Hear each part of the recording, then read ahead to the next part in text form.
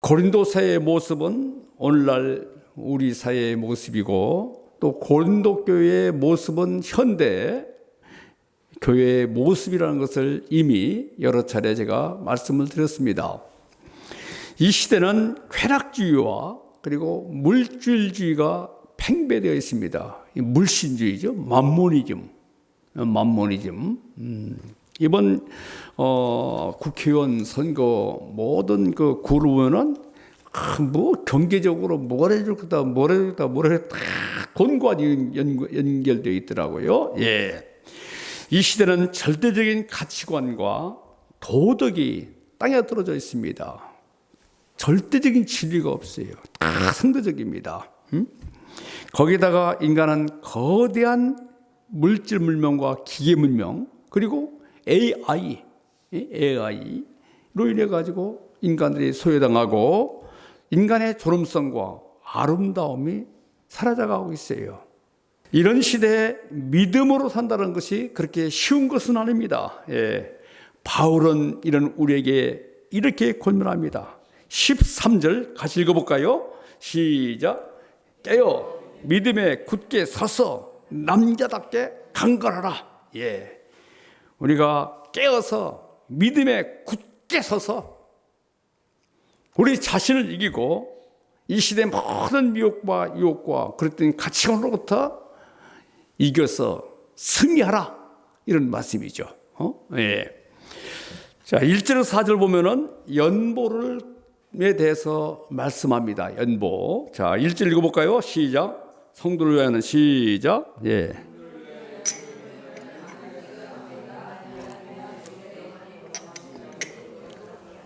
예. 고린도 교회 성도들은 바울에게 연보에 관해서 물었습니다. 연보에 대해서, 연보가 무엇이고 연보를 어떤 자세로 드려야 될 것인가, 여러 가지로 물었습니다. 바울은 연보에 관해서는 갈라디아 교회 성도들에게 이미 명했다, 알려줬다 하고 말씀하면서 이제 말씀하고 있죠. 연보가 뭐냐? 연보라는 것은 헬라어로 모은다는 뜻이에요. 모은다. 예. 연보에 다른 표현은 은혜. 연보를 은혜다. 하나님께서 우리를 구원하신 은혜에 대한 보답이다. 그 다음에 섬김이다. 그리고 봉사, 구제, 이렇게 표현하고 있습니다. 여기서 말하는 연보는 예루살렘 교회의 성도들이 지금 어려움에 처해 있습니다. 기근에 처했습니다. 팔레스타인 지방에 기근이 들었거든요.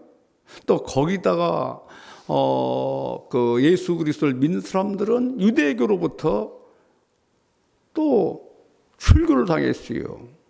유대교로부터 출교당한다는 것은 모든 신분과 경제적으로 소외당하고 압박을 당하고 추방당하는 거예요. 그러니까 경제적으로, 사회적으로 모두 그냥 어려움에 처해 있는 것이죠.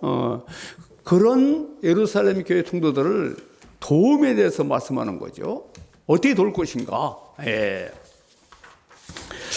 자, 그래서 바울은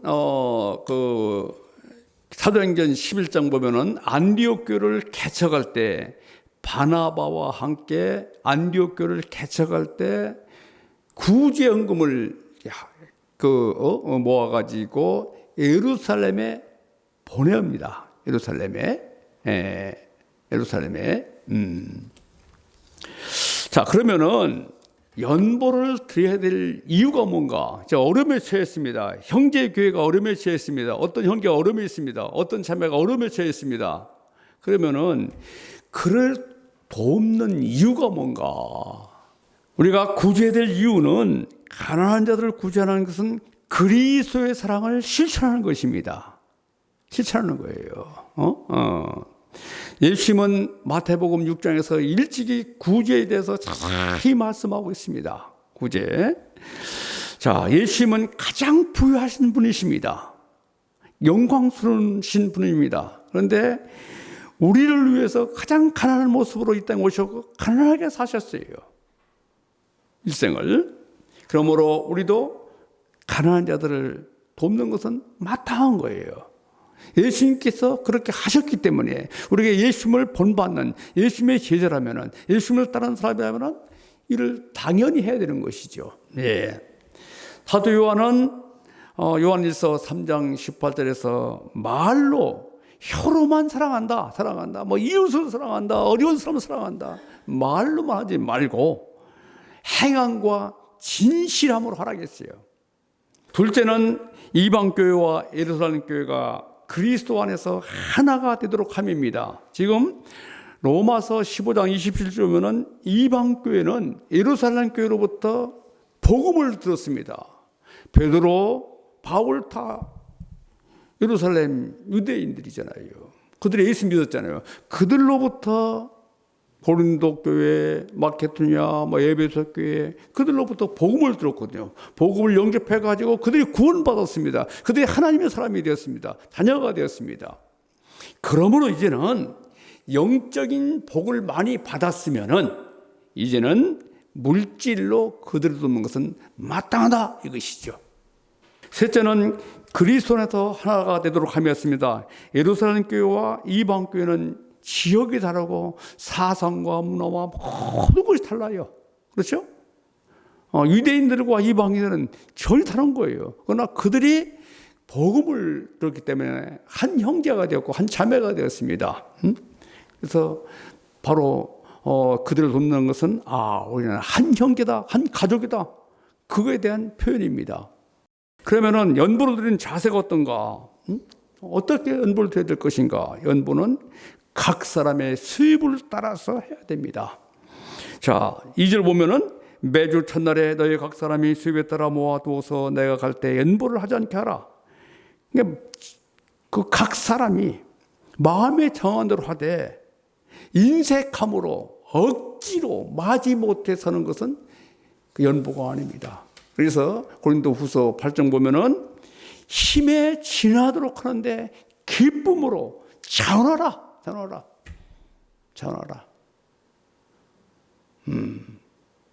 그게 연보의 바른 자세입니다. 둘째로 연보의 시기는 매주 첫날이라. 첫날은 현재 주일을 의미하거든요. 주일. 그러니까 첫날은 바로 예수님께서 부활하신 날이에요. 주일에 부활하셨거든요. 그리고 성령께서 강림하신 오순절이기도 합니다. 첫날에 드린다는 것은 하나님께 먼저 내가 드린다. 먼저 드리는 거예요. 내 자신을. 그리고 연보는 삶 전체를 하나님께 드리는 겁니다. 그리고 이것은 내 삶 전체를 드리는 고백이고 감사의 표현입니다. 리빙스턴은 하나님께 드릴 헌금이 없어요. 예배 시간에. 그때 이 리빙스턴이 할 말이 있습니다. 연보교에 들어오면서 주여 내 삶을 드립니다. 제 삶을 받아주시옵소서 했다고 하지 않습니까? 이게 연보는, 헌금은 단순히 돈 몇 푼 드리는 게 아니라 내 삶 전체를 드리는 거예요. 왜냐면은 물질 있는 곳에 마음이 있잖아요. 마음 있는 거 물질이 가요. 여러분들의 물질을 쓰는 그것을 다 보면 그들의 중심이 어디 있는가, 마음이 어디 있는가를 알 수 있어요. 먹는 것에 관심이 있으면 그 먹는 데 쓰는 거예요. 또 패션에 무슨 옷에 예. 넷째로 연보는 미리 준비해야 됩니다. 우리 김상모 목사님의 자서를 보면은 그 유년 시절에 이렇게 표현합니다. 평양의 산정교회 다니실 때 그 어머니께서 토요일이면은 깨끗한 돈을 바꾸는 겁니다. 대돈. 없으면은 주일날 그 큰 돈을 다른 의미로 다 데려가지고 깨끗하게. 그리고 깨끗하고 정갈한 옷을 입혀서 교회에 가도록 했다고 고백이 나옵니다. 그러니까 우리 김상모 목사님 보면은 그 삶이 정갈하고 아주 사람이 구김살이 없으세요. 깨끗한 삶. 바로 그런 삶 속에서 자랐기 때문이죠. 예, 헌금은 마음으로 정성을 다해서 주님께 드리는 거예요. 요즘은 그냥 온라인으로 그냥 입금하고 편리해져 가지고 그러나 영성이 없는 것이 문제인 것 같아요. 그것이 바로 AI 시대 나타나는 현상이에요. 영성이 없어요. 다섯째로 연보를 관리하는 사람은 모든 사람들로부터 칭찬을 드려야 돼요. 물질은 시험을 들기가 쉽거든요. 그래서 반드시 두 사람이 관리하도록 하고, 그리고 또 여러 칭찬 듣는. 그러니까 연보를 관리하는 사람은 콩으로 매주 쓰는 것을 믿는 것이 아니라 팥으로 매주를 써도 믿을 수 있는 사람이어야 돼요. 그래서 하다행전을 보면은 집사를 선정할 때 많은 사람들부터, 모든 사람들부터 칭찬 듣는 사람을 택했지 않습니까? 그러므로 이 물질을 관리하는 사람들은 두렵고 떨림으로 하나님의 돈이다, 떨림으로 해야 됩니다. 그래서 구제연금을 드릴 때 사도 바울은 2명을 보내겠다고 했지 않습니까? 하스면서는 자기도 가겠다 말씀하고 있어요. 우리가 11조 드리고 헌물을 드리는 것은 우리의 모든 것이 하나님께로 온 것이며 하나님께서 이 모든 것의 주인이다라는 고백입니다. 우리가 성경 말씀 보면은 하나님께서 헌금을 드리고 연보를 드릴 때 넉넉하게 흔들어서 풍성하게 세워주신다고 말씀하고 있어요. 그리고 돈은 하나님의 일을 할 수 있는 기회가 됩니다. 우리가 하나님께 기쁨으로 하나님의 사역에 귀하게 드리는 값진, 보배로운, 멋진 믿음의 성도가 되기를 기도합니다. 자, 두 번째는 믿음에 굳게 서라. 13절 14절입니다. 자, 13절 다시 한번 읽어보겠습니다. 시작. 깨어 믿음에 굳게 서서 남자답게 강건하라. 깨어있으라. 굳게 서라. 남자다워라. 강건하라. 이 단어는 모두 군사용어예요. 이런 병사와 같은 자세를 가지고 신앙생활하는 것이죠. 당시 고린도에는 인본주의 학문이 발달했어요. 인본주의 학문은 절대라는 단어를 가장 싫어합니다. 절대받는 상대거든요. 상대주의예요. 내 생각대로, 내 뜻대로, 내 마음대로 그런 삶을 사는 거예요. 그러다 보니까 죄를 합리화하고 미워하는 거예요. 미워하는 겁니다. 죄를. 죄에 대해서 무감각한 겁니다. 지금 절대 기준이 없는 거예요. 기준이 없는 거예요. 마치 사사기 시대와 똑같은 거예요. 그리고 우상 숭배가 성행하고 성도덕이 묻어났습니다. 신전은 쾌락의 장이었습니다. 이런 시대에 믿음을 지킨다는 것이 쉬운 것이 아니었어요. 그래서 바울은 깨어서 믿음에 굳게 서서 남자답게 강건하라 말씀하는 겁니다. 깨어있으라. 깨어있다는 것은 파수꾼을 의미하는 거거든요. 파수꾼이 적이 침투하는 가는 것을 감시하잖아요. 파수꾼은. 예. 깨어있는 사람은 영적인 긴장을 풀지 않는 것이고, 깨어있다는 것은 바로 무시로 기도하는 거예요. 무시로. 그래서 유명한 말이 있습니다. 전술학 중에 작전에 실패한 지휘관은 용서할 수 있다. 그러나 경계를 실패한 지휘관은 용서할 수 없다는 말이 있어요. 이 말은 깨어있지 않았기 때문에 적의 침투를 당했다는 것이죠. 자, 우리가 깨어있으려면은 성령의 지배를 받으면서, 성령의 도움을 받으면서 무시로 기도해야 돼요. 하나님, 가면서도 기도할 수 있습니다. 공부하면서 기도할 수 있습니다. 설거지하면서 기도할 수 있습니다. 그렇게 기도하는 거예요. 두 번째는 굳게 서라. 예. 굳게 서라는 것은 적의 공격이 받았을 때 물러서지 않는 인전무태.